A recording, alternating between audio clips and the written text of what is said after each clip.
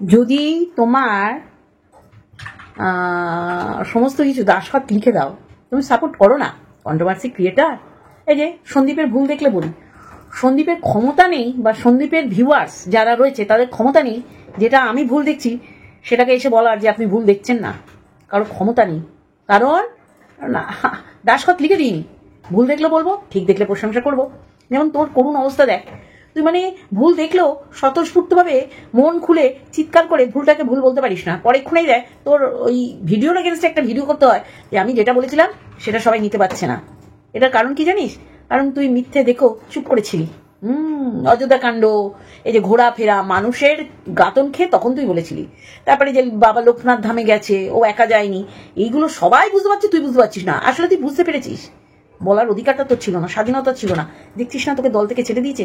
তাই বলছি নিরপেক্ষ থাকবি, ওই কাউকে দাসখত লিখে দিবি না, বুঝলি তো?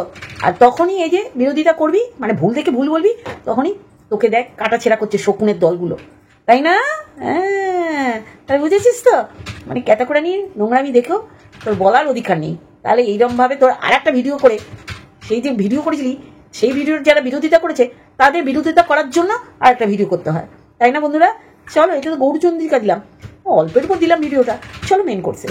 ছোট্ট একটা ভিডিও নিয়ে এলাম, আসার কারণ হচ্ছে এই যে আমাদের কন্ট্রোভার্সি জোনে ওয়ান অ্যান্ড অনলি যুক্তি দিয়ে কথা বলে, মানে সবাই বলে না, ও নিজেকে নিজেই বলে যে ও যেই যুক্তিতে কথা বলে সেই যুক্তিতে দাঁত ফুটিয়ে সেই যুক্তিকে খণ্ডিয়ে আর কেউ বিপরীত যুক্তি দিতে পারে না।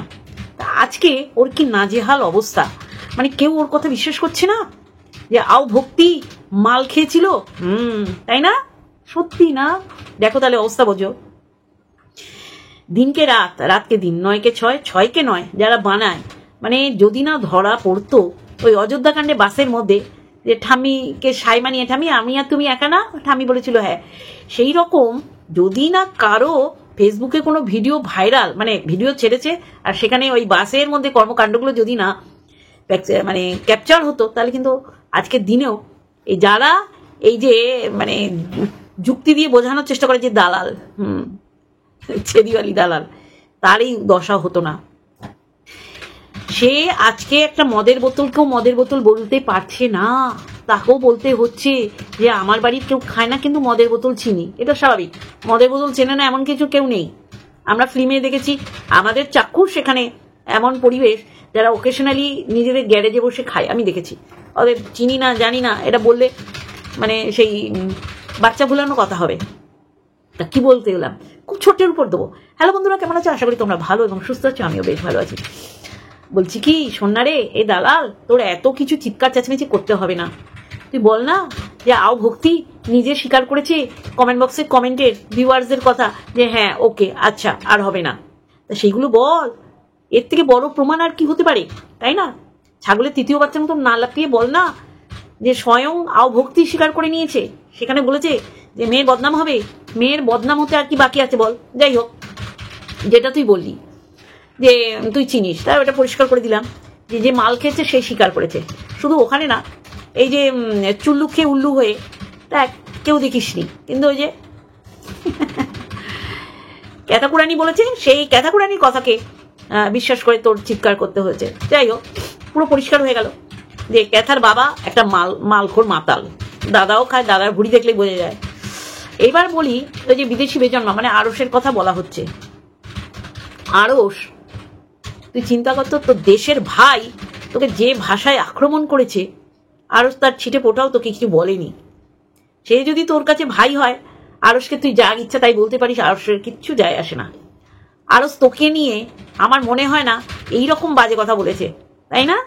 তুই চিন্তা করবি তো, তোর এই 3 বছরের লাইফে, বলি তো 3 বছর ধরে ভিডিও করছিস যার জন্য তোর মাথা যন্ত্রণা। বিশ্রাম নিতে বলবো না, কারণ ওটা হয়ে যাবে বেনাবনে মুক্ত ছড়ানো। কারণ তুই মা গো মা, তুই স্বপ্নের ঘরেও ভিডিও করতে বসে যাস, সেটা তোর পাশের সিদ্ধারা যুক্ত তোর বড়ই বলতে পারবে। যাই হোক, কথা হচ্ছে কি, এই যে 3 বছর ধরে যে ভিডিও করেছিস, তোকে উলঙ্গ মুখে ভাষা দিয়ে কে করেছে? তুই নিজেই একটা উলঙ্গ, কারণ অন্যের বস্ত্র হরণ করতে গিয়ে নিজে উলঙ্গ হয়ে গেছিস। তোকে তোর চরিত্রের উপর দাগ উংলি কে বেশি তুলেছে সেটা বলিস তো? আরস কিচ্ছু বলেনি। আরসের হয়ে ভিডিও করে বা কেউ আরসকে সাপোর্ট করলে, হ্যাঁ তারা ছাড়া কেউ ওকে সাপোর্ট করে না। অ্যাকচুয়ালি না, ও যে একদম ভেতর থেকে পাতাল থেকে ফুড়ে ফুড়ে এনে ও যে পরিবেশন করে সেগুলো নিতে পারছিস না। আজকে ঘনায় আমি আছি আমার শ্বশুরবাড়িতেই তো, আজ এসছি, কাল থাকবো, পরশু চলে যাবো, এটা ক্যাথা নিজে মুখে বলেছে। আর কে এনেছে? আরস বার করেছে। নাহলে তো আজকের দিনেও তোরা জানতিস না যে ঘনায় ও রাত কাটায়, তাই না? তাহলে আরস তো খারাপ তো হবেই তোদের জন্যে, কারণ সত্যিটা তুলে আনছে, যেটা তোরা এই যে তুই একটা সাধারণ মদের বোতল দেখেছিস, সেটাই তোকে দেখ কেমন ধোয়াচ্ছে, কেলাচ্ছে, ধোপা মানে পেদায় না ধোপাখানায়, সেরকম পেদাচ্ছে। বলে দে ভক্তি নিজে স্বীকার করেছে যে ওকে আর হবে না, মানে ওই রকমই বলেছে। দুজন বলেছে, দুজনকে বলেছে, আচ্ছা একবারও প্রতিবাদ করেনি, ঠিক আছে? এইটা থেকে বড় প্রমাণ না তুই কি দিবি বল?